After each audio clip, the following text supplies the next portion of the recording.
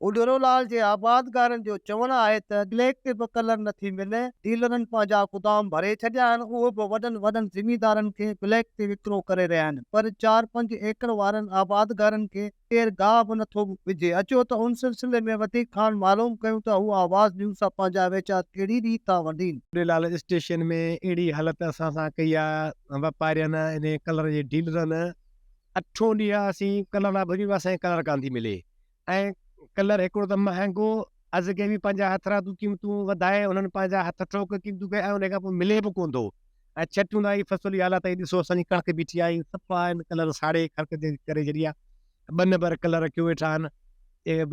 Urea जो rate हिकिड़ो त हिते ॿुधाए, ॿियो बाऊ खान में टियों, उॾेरे वञ त टियों, टंडिया त मतिलबु कलर हिकिड़ी गवर्नमेंट जी शइ आहे जेका गवर्नमेंट जे हिसाब सां क़ीमत आहे, त 50 रुपया पाण मुनाफ़ो रखी असांखे ॾियो न। कलर ऐं ॿिज जेको असांखे ॾिनो थो वञे उहो नकुल पियो अचे, ऐं असांखे टाइम ते न की ॿिज सही थो मिले न की कलर थो सही मिले।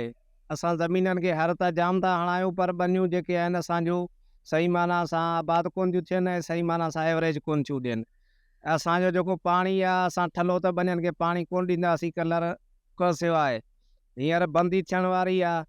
हींअर जेके जेके अॻवान आहिनि कलर जा, जेके डीलर आहिनि, उहे पंहिंजा भांडा भरियो वेठा आहिनि, गोदाम भरियो वेठा आहिनि, ऐं ग़रीब हारी जेको वञे थो कलर वठण जे लाइ, चवनि था त बाबा कलर ब्लैक ते पियो हले, तव्हांखे कोन मिलंदो। चऊं असीं भॼी भॼी थकी पिया आहियूं। उॾिरोलाल स्टेशन वारा जेके सेठ आहिनि, चुप माना वॾनि खे कलर ॾियनि था, असांखे कलर कोन था, ऐं कलर बि सफ़ा 2 नंबर। उनमें हर महांगा आहिनि, ॿिज महांगो, माना पंहिंजी मर्ज़ी ॾियनि था। छा ॿुधे, हिकिड़ो रेट आहे सभिनि जी, माना उॾिरोलाल स्टेशन में जेके बि आहिनि उन सभिनि जो हिकिड़ो रेट पिया ॾियनि, ऐं उन में असां एतिरो ख़र्च करे वेठा आहियूं। हाणे ही फसल जी हालत आहे, पाणी जो टाइम थी वियो आहे, कलरनि जा गोदाम भरिया पिया आहिनि, पर असीं पंहिंजो व्याजनि खे ॾियनि था, असीं कैश पैदा कयूं था, असांखे कोन था ॾियनि। आबादगारनि जो चवणु आहे त हिक ई शहर में वापारियुनि जा अलॻि अलॻि अघ मुक़ररु थियल आहिनि। भाण ऐं कलर न मिलण सबबि कणिक जो फसल तबाह थी वियो आहे। जनवरी जे महीने में पाणी जी बंदी थी वेंदी। जेकॾहिं अञा बि कणिक जे फसल खे भाण न मिलियो त हिननि जा लाह निकिरी वेंदा। इन्हनि जो मुतालबो आहे त फौरी तौर ते भाण ऐं कलर जी ब्लैक